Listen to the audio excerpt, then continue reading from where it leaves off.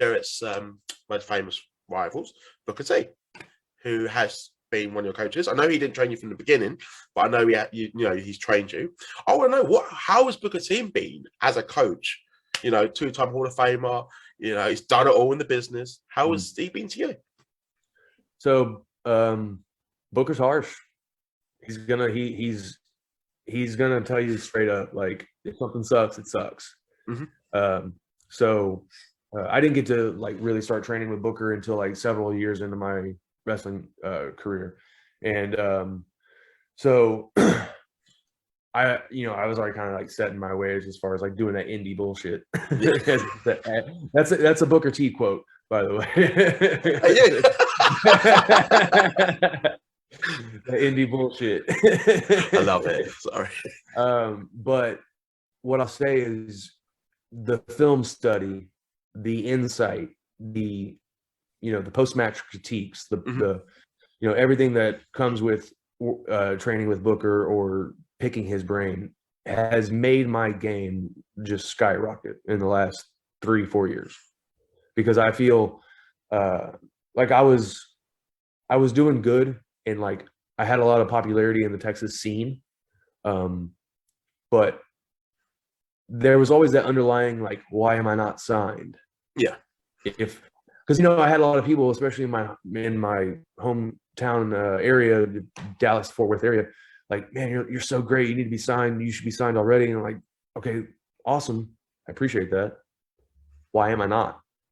If that is the consensus of a majority, why am I not? And so I had to find that. And so Booker kind of not in a harsh way showed it to me through those critiques, those stop right there, do this, doing those training matches and stuff like that, and then being able to sit on those film studies and have him pause a match and explain how people think for each other.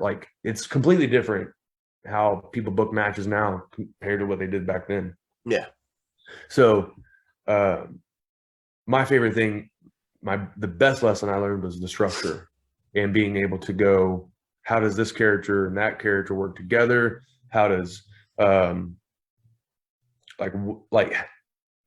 do we make this long, intricate spot mean more? And a lot of the time it's doing less, creating a moment in between those things to give that audience a misdirection, if you will. The misdirection is a big thing for Booker as well. And at times we'll have a show and he'll come back and we all shit the bed, or we all we went out there and we worked for our ego and not for the show, or there was botches or this and that. And he'll tell us straight up, we got to get better. And that's what you need to hear. If you don't have a coach like that, you're just spinning your wheels. I want someone to sort of spoon feed you and sort of sugarcoat things. You just sort of get straight to the point and direct and learn more from that. Yeah, exactly. If something sucks, I want to know it sucks and why it sucks. If I did something in the ring and the crowd was just dead flat and didn't respond, as a young kid, you're like, well, maybe they just need to, see me do it a few more times. If you do it 5 times in front of 5 audiences and you still don't get a reaction, it sucks. Yeah, it's you. Yeah. Change what you're doing. No, that's cool, man. I have heard about his coaching. I think I've seen briefly on Tough Enough, but for you to sort of be there and still be associated with Reality of Wrestling, which is run by him, I didn't realize how much of a big following actually has. Wrestling, how's that to you? Is that sort of a place that you would call one of your wrestling homes? Absolutely. I would call it my wrestling home, especially right now. I've learned the most there in my short time of being there. Yeah. But you also, with that show, we're on TV. We have a YouTube. We're one of the most popular. Proper professional. Yeah. It's got a really good following. We're a small indie, but we're one of the most popular ones. Yeah. So I do feel it's one of my homes. And actually tomorrow it's our 4th show outside of Houston. So we're starting to slowly, what they did Vegas in November. We're talking about doing Dallas in April for the Mania weekend, and then there's a conversation out there about Chicago and Jersey. So they're trying to like slowly move it to a traveling show now that we're on TV in a bunch of different markets. So that's just a recent thing. And so now we're traveling out, and we have one up in the Dallas area tomorrow, and it's my singles debut because I've been running that tag division for like a year. Nice. So that's gonna be great. Nah, good man. It's a company that I do keep an eye out for as well. Is your favorite Oasis album? Put you on the spot. Definitely maybe. Classic. It's album. I mean it's a classic one. I was looking through all the songs the other day, and Don't Look Back in Anger is my favorite. Mm-hmm. It's to me, it's bigger than music. It's an anthem. Actually, I've got a lyric from it tattooed on my leg. Oh, really? There is one tattoo, by the way, if you can show. Just because I've seen it on a podcast, but I think you probably showed it, and I think you're going to know what I'm going to ask. The Roddy Piper tattoo, if you can show it. Because he is one of my all-time favorites. I actually met him a year before he passed away. He is my all-time favorite. Actually, my cat's named after Roddy. Is Roddy, and nice. Piper, Punk. Those are two of my favorites. I haven't got a CM Punk tattoo yet. That'll probably come later, but we'll talk about that another time. Yeah, no, that's cool, man. Yeah. So we can go back to that. Yeah. So I just because you mentioned the tattoo, I was like, I know I'm going to forget. Get it in there now. Which Gallagher brother is your favorite? Liam or Noel? Okay, that's a tough one. Here's the hard-hitting questions. Noel is a better musician. Absolutely. Yeah. I mean, Liam doesn't play anything but the tambourine, right? And some maracas. But Liam is a rock and roll star, 100%. Yeah. And it's actually funny because I will, if I'm going out with my wife, I will ask her, I'll say Liam or Noel. And that legitimately decides what kind of jacket I wear when we go out. Am I going to wear I'm serious. Am I going to wear like a leather jacket or a parka? And I love wearing the parkas, in the shades. I think I posted a picture of that earlier today. Yeah. But I used to think that Liam was a bit of an asshole after seeing everything, but now that he's matured and grown up, I like Liam. I've actually started with the transformation of my wrestling gimmick is starting to be based more off of him. And I'll explain that in a little bit, to the point where I was actually going to start shooting my promos a bit like him, but the American audience wouldn't be able to understand anything that I was saying. Because if you listen to him talk and then you listen to Noel, it's like, how are you raised by the same mother? Because you're two different voices. Liam does this a lot and says, you know what I mean? And that. And he curses all the time. He'll say, oh yeah, I'm in a room and that, you know what I mean? The whole time, and just, yeah. That's spot on, man. I love them both, but I love Liam more. I think because he's a bit of a bigger dick, but just the way he carries himself, like, don't touch your hands there, like I can't do a Manchester accent to save my life, but I'm in the south. But before we was recording, you mentioned about a story where you was actually stabbed, and I did ask, if you want to share that story in the podcast, that's absolutely fine. And you said, yeah, you're more than happy to. So if you're okay with it, to share the story of where you were stabbed, if that's okay, because it is wrestling related as well. In case this is wrestling related. So I was in a match. This match actually requires a little backstory. So there was a tag team match where it was my wife and I. We were in a tag team match against a guy named Dimitri and a guy named Wes. And we did a chicken spot where, you hold them on your shoulders and they fight on top. Then they ended up, my wife was sitting on Dimitri's shoulders. Wes was on mine. I dropped Wes in front of me, give him a German. Dimitri's going to do the same to my wife. Mm-hmm. Dimitri is 6'3", kind of a bigger guy, 6'2", 6'3". My wife is 5'5", 120 pounds, and she'd broken her collarbone in February of this year. I think it was 2019, and she had just broken it, and it was actually just coming back into pro wrestling. She came back in I want to say June or July. She actually went to the UK right in September to do BEW, and then she came back, and then that week that she came back, we had this tag match. So Dimitri grabs her for this German, right? And instead of grabbing her low and releasing her, he grabs her high and then tries to bridge with her, dunking her right on her collarbone, re-breaking her collarbone. So my wife had a collarbone plate that was like this big. She had to have the full thing reconstructed, so she got a full plate in it. And so, yeah, I asked for a match with Dimitri because we're gonna have a fight, and he knew it was gonna be a fight. He knew it was gonna be a little bit of a. It was gonna be more than just a wrestling match. It was gonna be a little. There's gonna be a lot of receipts, as we say, right? And so he agreed to it. He felt so horrible about it. But then in this match that we agreed to, he has a plan to gig himself with the blade, right? Mm-hmm. So we normally have a little bitty blade that is either taped to our wrist or given to the ref, and it's safely tucked away. And it's usually meant for yourself, like you do it to yourself.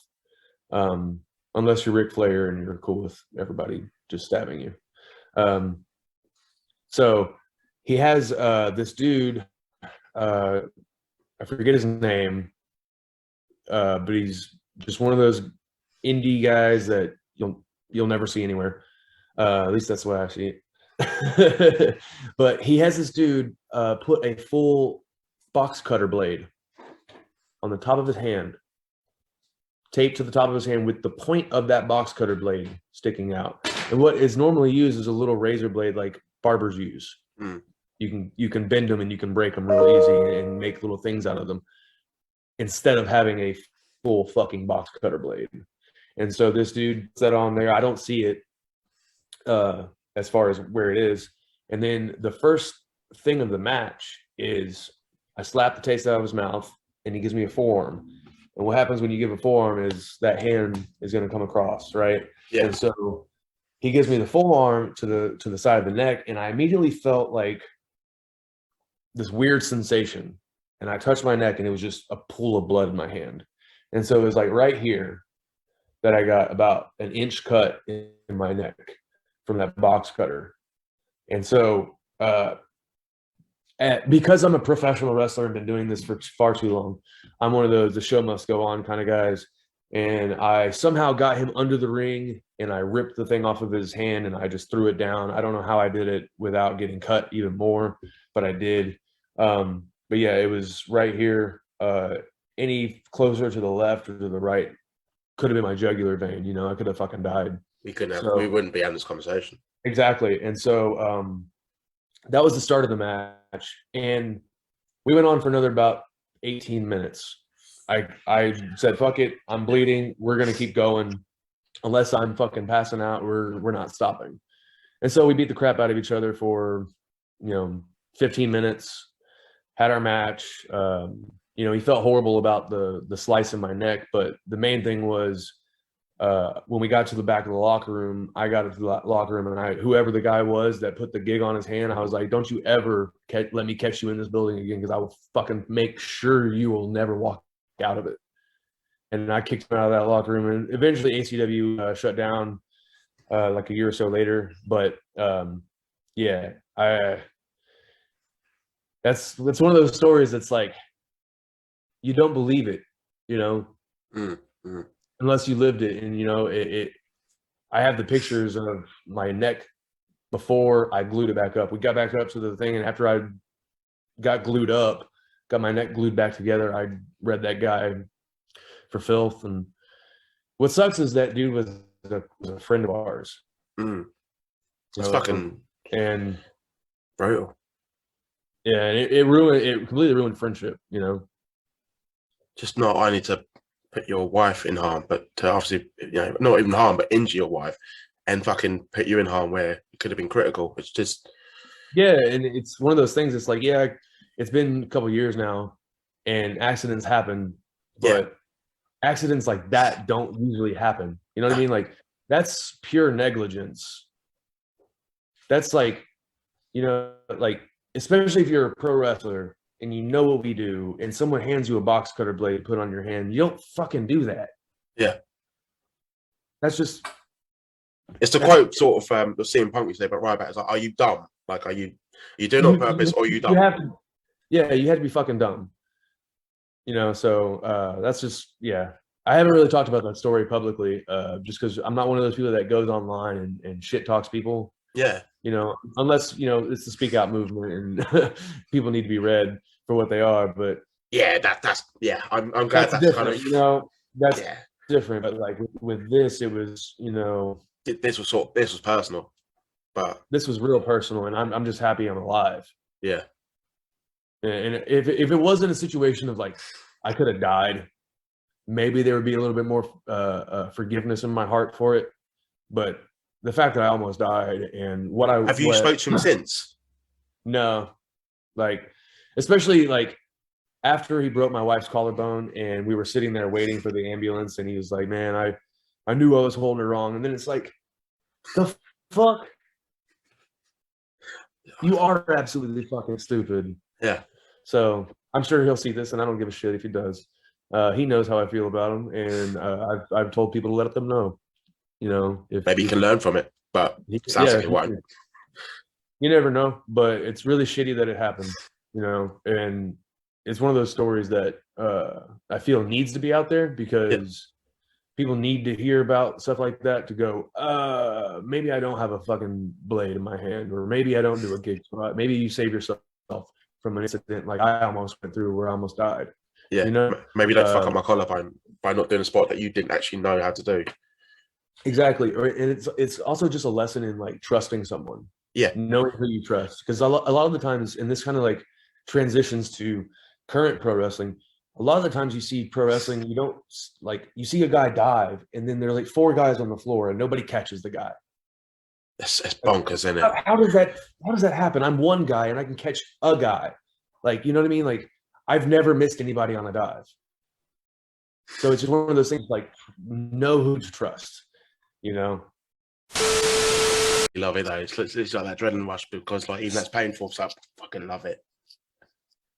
It's the greatest thing ever. And my first real match was actually doing the we have an event called Stampede, and it's a bit like a Royal Rumble type situation. Mm-hmm. And but it's 20 men instead of 30. And a week or two before that event, I injured myself in training just doing a drill. I've got genetically and historically very bad knees from playing sports in high school, and and my parents both have had knee replacements and everything.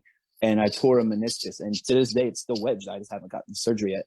And my first wrestling match was that battle royal and a tag team match, to where because of if you're familiar with the Freebird rule, I'm part of a stable, but because of the Freebird rule, I wore the titles out there, and I couldn't do much of anything. I don't think I really did anything but slap somebody in the face a couple of times and drape the apron over some guy and choke him or something like that.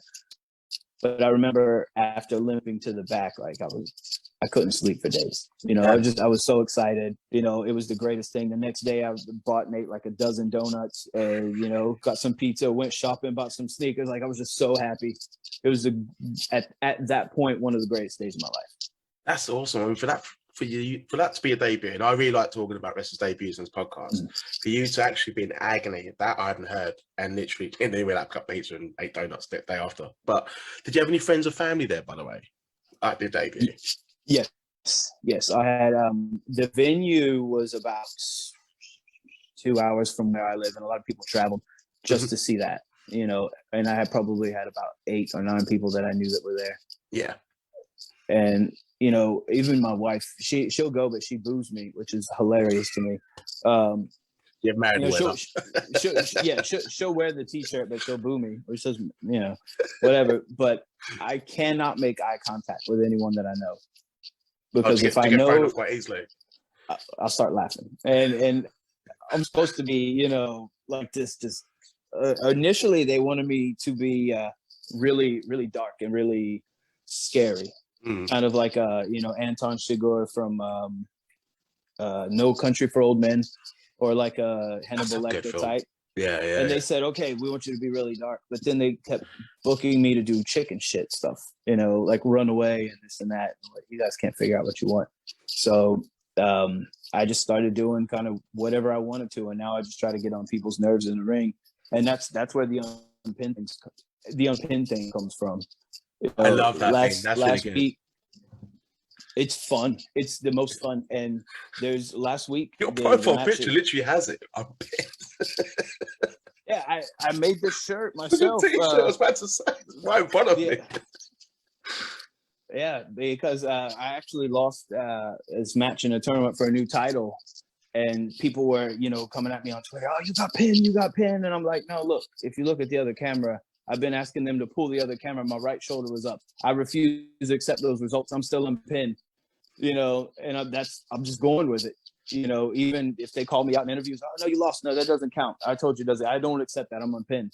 I could lose every match for the rest of my career, and I'm still going to say I'm unpinned. That's going to be the move. Mate, it's brilliant. It's just such an easy, it's an easy way to generate heat and just to be a bigger dick. Like, we can clearly see you done it. No. Now have a camera, and just it's always excuses you can come up with. I love it. That's it. It's classic heel work. Yeah. Too many people are trying to be MJF, or they're trying to say the thing that really gets people aggravated, but it's the little things. A mosquito is one of the most annoying creatures on the face of the earth. So if a mosquito's in your ear all the time going, I'm unpinned, you're like, I just keep coming back, I'm unpinned. That's why every single day I post something about being unpinned. Like, I've invested so much money into this Photoshop app. It is great, man. Like, it does always pop me. Like, I think you have nailed it as well. I think a lot of wrestlers, they want to be a really cool guy, and they want to just do all the spots. And I love it. I like MJ's work. I think it's great. But there's a lot of people that want to be like him as well. I'm not going to name names, but you do see it, and you see it yourself. So the way that you've literally be like, I'm unpinned, but like, you're deluded. It's fucking brilliant. Yeah. That's how. No, never mind. I'm not going to get into politics, but Nah, that's cool. Someone that used to be president, here we are, over a year later, and he's still like, I didn't lose, Oh, so much stuff is too, man. But I mean, that's American politics. That's yeah. He's not. He's a bit of a dick.